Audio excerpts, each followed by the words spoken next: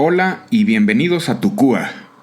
En el episodio 1 hablé de la relación que existe entre el riesgo cardiovascular y dos enfermedades reumáticas, la artritis reumatoide y la artritis psoriásica.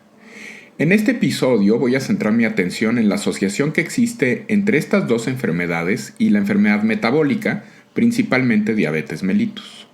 Hablaré asimismo del papel que juega la obesidad en la artritis reumatoide y sobre todo de la manera en que la obesidad se comporta en pacientes que tienen esta enfermedad. Finalmente tocaré algunos aspectos relacionados a tratamiento, riesgo cardiovascular y metabolismo.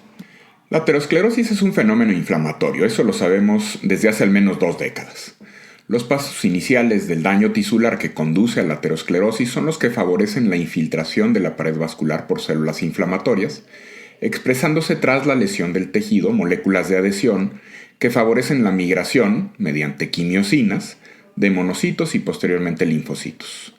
Los macrófagos que fagocitan partículas de lipoproteína de baja densidad, LDL, dan lugar a las células espumosas y a la inflamación per se que favorece la hiperplasia de músculo liso, engrosando la pared del vaso. Este proceso conduce a un adelgazamiento endotelial por 2 mecanismos, la apoptosis de las células espumosas y la formación de un polo fibrótico sobre un centro rico en lípidos. Esta estructura es sumamente inestable, se rompe con facilidad, sangra, forma trombos y el resultado es la oclusión del vaso en cuestión. A estas alturas sobra decir que en un paciente que ya está sometido a inflamación persistente, como es común en artritis reumatoide o artritis psoriásica, este proceso habitualmente se desarrolla de manera acelerada. La placa ateromatosa se puede medir mediante ecodoppler y esto, revisado de manera muy elegante por Carpuzas et al. En un estudio publicado en Annals of Rheumatic Disease en 2014, se describe como una mayor frecuencia de placa ateromatosa en pacientes con artritis reumatoide y también las características de la placa, encontrando que la frecuencia de la placa no calcificada o mixta, que son las formas potencialmente reversibles, son significativamente más frecuentes que la placa calcificada. Y esto se ha corroborado por PET, por tomografía de emisión de positrones, y la reversibilidad terapéutica se ha demostrado en este estudio usando agentes anti-TNF, y este estudio es publicado en Circulation en 2012 por Maki Petaja y colaboradores. Recordemos que el colesterol total y su isoforma de baja densidad están habitualmente disminuidos en cuanto a concentración sérica en pacientes con artritis reumatoide y artritis psoriásica. La lipoproteína de alta densidad, HDL, también tiende a estar por debajo de los niveles séricos normales. Sin embargo, es más común encontrar diabetes, hígado graso y obesidad en artritis psoriásica que en artritis reumatoide, aunque la obesidad en pacientes con artritis reumatoide depende en gran medida de la actividad de la enfermedad, como explicaré en un momento. Recordemos asimismo que el riesgo de enfermedad cardiovascular desde la perspectiva del colesterol HDL y del LDL y los triglicéridos en la población general correlaciona con un patrón log lineal, siendo la única diferencia el sentido de la asociación. Cuando HDL baja, el riesgo de un evento cardiovascular incrementa y cuando el colesterol LDL baja, el riesgo de enfermedad cardiovascular baja también. Los triglicéridos son más complejos y no se comportan de la misma manera. Este es un hallazgo interesante publicado por el grupo colaborativo llamado Emerging Risk Factors. Este riesgo es diferente en artritis reumatoide, un comportamiento que se conoce como la paradoja lipídica. El riesgo cardiovascular en relación con el colesterol total, HDL, y los niveles de LDL no cambia. Las 3 concentraciones tienden a encontrarse bajas, pero el riesgo cardiovascular incrementa en pacientes con artritis reumatoide activa que presentan este fenómeno cuando se comparan con la población general. Cuando los pacientes reciben tratamiento, como lo demostraron Sigil en Seminars Arthritis Rheumatism en 2011, en un estudio que involucró a más de 700 pacientes con artritis reumatoide, la mayoría de los cuales recibían infliximab más metotrexate y esteroides a dosis bajas, el colesterol total incrementa a expensas de HDL de manera rápida, de 2 a 6 semanas, y el colesterol total continúa incrementando durante los primeros 6 meses de tratamiento. Y aunque ya hemos comentado que el tratamiento hipolipemiante no disminuye las cifras de proteína C reactiva, esta sí se asocia a la actividad de la enfermedad y por ende a niveles bajos de lípidos, relación que cambia una vez que el paciente recibe tratamiento. La conducta por seguir en artritis reumatoide en relación a lípidos depende entonces de la medición periódica de los niveles de colesterol total, HDL y LDL, y su modificación secundaria tras el tratamiento de la enfermedad. Aunque la evidencia con respecto a si esto lleva a un menor riesgo cardiovascular es todavía escasa y hacen falta estudios a largo plazo. La obesidad también se comporta de manera distinta en la artritis reumatoide. El concepto de caquexia reumática se refiere a la peculiar distribución de grasa y músculo que se ve en los pacientes con AR. Esta adiposidad es diferente a la que se ve en la caquexia asociada a enfermedades infecciosas u otras condiciones, y también es distinta a la distribución de la grasa en la persona obesa pero sana. El paciente con caquexia clásica habitualmente pierde grasa, músculo y masa corporal de manera paralela, siendo mayor la pérdida de masa muscular que la de grasa y dando lugar al aspecto emaciado de estos pacientes. El paciente con artritis reumatoide puede, de hecho, incrementar su índice de masa corporal debido a un incremento relativo de la masa grasa y a una disminución de la masa muscular, cosa que no se ve tan frecuentemente en el obeso sano, en donde ésta puede permanecer sin cambios. Incluso en los pacientes con artritis reumatoide hay diferencias. Los pacientes antes de desarrollar artritis reumatoide habitualmente tienen la distribución de grasa corporal característica del obeso sano, y esto se conserva en las etapas iniciales de la enfermedad. En pacientes con enfermedad activa y persistente y resistente a tratamiento, es común encontrar una disminución significativa de la masa de grasa subcutánea, de la masa muscular y un incremento de la grasa visceral de manera relativa. El colesterol total y el LDL disminuyen, así como el HDL. Estos cambios también se ven en el paciente con artritis reumatoide bien controlado, pero su magnitud es significativamente menor, mientras que el paciente obeso con artritis reumatoide no sufre cambios tan dramáticos en la distribución de grasa ni en el perfil de lípidos. La obesidad es un factor de mal pronóstico tanto en pacientes con artritis reumatoide como artritis psoriásica, ya que tienden a tener más dolor debido al incremento en los niveles de factor de crecimiento neural, tienen un estado inflamatorio persistente, lo cual ya hemos comentado, y cambios estructurales asociados a incrementos en los niveles séricos de adipocitocinas, particularmente adiponectina. La incidencia acumulada de diabetes mellitus, por el otro lado, es mayor en artritis psoriásica y la enfermedad psoriásica como tal, que en la población general, y en pacientes con artritis reumatoide en menor grado. Esto ha sido estudiado por Dubreuil y está publicado en Rheumatology Oxford 2014, mostrando que su incidencia es hasta 72% mayor, pero al ajustar para factores asociados como tabaquismo e índice de masa corporal, este efecto tiende a atenuarse, lo cual subraya la importancia de los cambios en el estilo de vida como parte del tratamiento integral de los pacientes. Un estudio publicado por Queiro en Clinical Rheumatology en 2016 ha demostrado que la incidencia de diabetes es mayor en pacientes con artritis psoriásica cuando son más jóvenes, y el artículo menciona que el pico de incidencia es alrededor de los 40 años. Y esto disminuye con la edad, lo cual lleva a la conclusión de que existen diferentes fenotipos asociados al desarrollo de enfermedad metabólica como complicación en pacientes con artritis psoriásica. En relación al hígado graso, esto también se ha estudiado en pacientes con psoriasis y artritis psoriásica y se ha visto que representa un riesgo significativamente mayor que en controles o pacientes con artritis reumatoide. Una de las características de los pacientes que presentaban un mayor riesgo para el desarrollo de hígado graso es que estuvieran recibiendo tratamiento sistémico, mientras que quienes no recibían tratamiento tenían un menor riesgo. ¿Y qué hay de la hipertensión?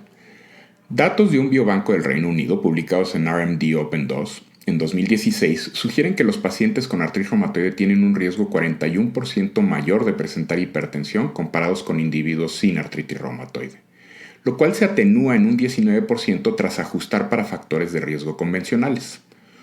Una limitante de este estudio fue que los pacientes eran quienes reportaban el diagnóstico de artritis reumatoide y este no se corroboró por los investigadores. Mucho se ha hablado desde principios de este siglo sobre el riesgo cardiovascular asociado a tratamiento con antiinflamatorios no esteroideos. También mucho se ha publicado al respecto. En un metaanálisis publicado en Lancet en 2013, se analiza de manera extensa el riesgo cardiovascular asociado al uso de AINES y se muestra que este es significativamente mayor cuando se usan inhibidores selectivos de ciclooxigenasa 2. También es mayor cuando se usa ibuprofeno o diclofenaco, pero no implica un riesgo adicional cuando se emplea naproxeno, confirmando a este antiinflamatorio como el más seguro desde la perspectiva cardiovascular, aunque cabe mencionar que los antiinflamatorios no esteroideos, incluyendo el naproxeno, tienen muchos otros efectos adversos asociados, principalmente a nivel gastrointestinal y renal.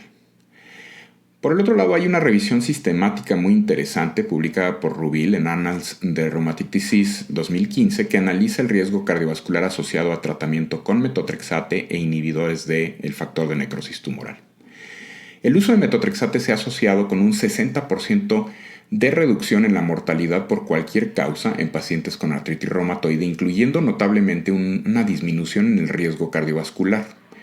El uso de metotrexate se asoció en esta revisión sistemática con un 28% menor riesgo de eventos cardiovasculares en esta enfermedad. Sin embargo, el tratamiento a dosis bajas de metotrexate no parece tener el mismo efecto. En un metaanálisis, la terapia anti-TNF se asoció con un riesgo 54% menor de todos los tipos de enfermedad cardiovascular, un riesgo 19% menor de infarto al miocardio y un riesgo 31% menor de accidente cerebrovascular, en comparación con fármacos convencionales usados en pacientes con artritis reumatoide. Este metaanálisis tenía algunas limitaciones, incluido el análisis de un pequeño número de estudios, muchos de los cuales tenían un diseño observacional y una alta heterogeneidad clínica y metodológica. Sin embargo, informaron hallazgos similares en un metaanálisis más amplio con el uso del inhibidor anti-TNF asociado con un menor riesgo de todas las enfermedades cardiovasculares, infarto miocárdico, enfermedad cerebrovascular y eventos cardíacos adversos mayores en pacientes con AR. En una comparación de los efectos cardiovasculares de varios medicamentos biológicos en pacientes con AR, cuya edad media era de 64 años, el riesgo de infarto agudo de miocardio fue mayor entre los pacientes que iniciaron el tratamiento con un inhibidor anti-TNF, en particular etanercepto e infliximab en comparación con los pacientes que iniciaban tratamiento con abatacept. Este estudio es publicado por Shang y colaboradores en Annals of Rheumatic Disease en 2016. El riesgo de enfermedad cardiovascular y particularmente insuficiencia cardíaca fue similar para los pacientes tratados con tocilizumab en comparación con los pacientes tratados con abatacept. Sin embargo, estos hallazgos deben interpretarse con precaución porque el diseño es retrospectivo, los números de pacientes y de estudios son pequeños y el número de eventos también, y la falta de marcadores de gravedad de artritis reumatoide es una de las fallas notables.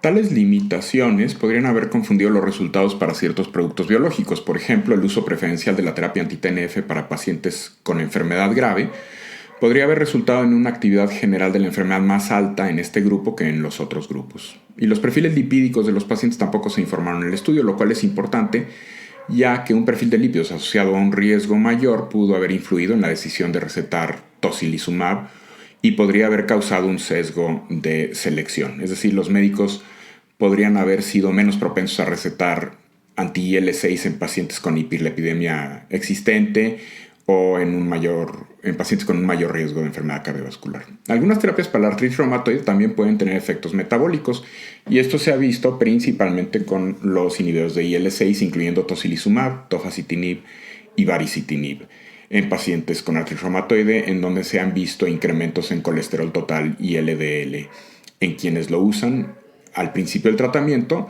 incrementos que tienden a ser reversibles con tratamiento hipolipemiante. La idea de que los pacientes con artritis reumatoide tienen un riesgo excesivo de enfermedad cardiovascular, incluso después de tener en cuenta los factores de riesgo tradicionales, ya está bien establecida. La evidencia respalda la idea de que la inflamación sistémica impulsa a este riesgo directa e indirectamente junto con otros varios factores. La disminución del uso de esteroides, la aparición de mejores opciones de tratamiento en artritis reumatoide y artritis psoriásica disminuyen el riesgo de enfermedad cardiovascular y esto se va a comprobar con el tiempo y conforme vayan saliendo estudios a largo plazo que investigan esto. Sin embargo, la relevancia del aumento en la concentración de LDL después del tratamiento con algunos medicamentos sigue siendo incierta. La clasificación de riesgo de la enfermedad cardiovascular debería ser una parte regular del manejo de la artritis reumatoide, aprovechando los diferentes instrumentos con los que ahora contamos.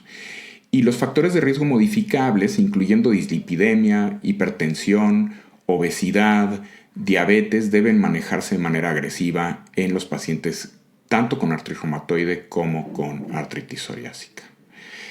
En artritis psoriásica específicamente, la evidencia respalda que el riesgo cardiovascular está incrementado, aunque de manera limitada cuando se compara con artritis reumatoide. Se necesita el juicio del clínico para decir cuándo usar modificadores del riesgo cardiovascular, cuándo tomarlos en consideración. La diabetes y el hígado graso son más comunes en artritis psoriásica que en la población en general. Hay mucha evidencia que respalda la contribución de la obesidad al proceso fisiopatológico en pacientes principalmente con artritis psoriásica, y en consecuencia se necesita más trabajo para investigar cuáles son los beneficios clínicos de modificar el peso corporal en ambas condiciones. En cuanto al efecto de las diferentes terapias antirreumáticas, la mayoría de la evidencia, aunque predominantemente observacionales, sugieren que el tratamiento con inhibidores de TNF o metotrexato reduce el riesgo de la enfermedad cardiovascular, mientras que el tratamiento con esteroides y antiinflamatorios no esteroideos incrementa el riesgo cardiovascular en pacientes con artritis reumatoide. Hay evidencia que sugiere que el riesgo de enfermedad cardiovascular varía según el biológico usado, pero esta noción requiere más estudio, por lo que enfocar el tratamiento con productos biológicos o metotrexate podría tener efectos cardiovasculares positivos, mientras que el uso de continuado de antiinflamatorios o de esteroide a largo plazo probablemente sea detrimental en el caso de la enfermedad cardiovascular y probablemente las complicaciones metabólicas que presentan nuestros pacientes. En general, estos hallazgos resaltan la importancia de un enfoque holístico y multisistémico para el tratamiento de ambas enfermedades, no nada más para disminuir las manifestaciones clínicas de la enfermedad, sino también las complicaciones a largo plazo, mejorar la esperanza de vida y la calidad de vida de nuestros pacientes.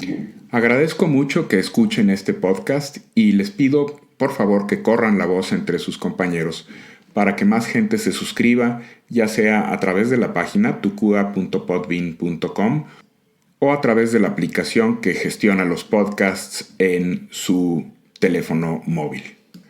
Muchas gracias y hasta el próximo episodio.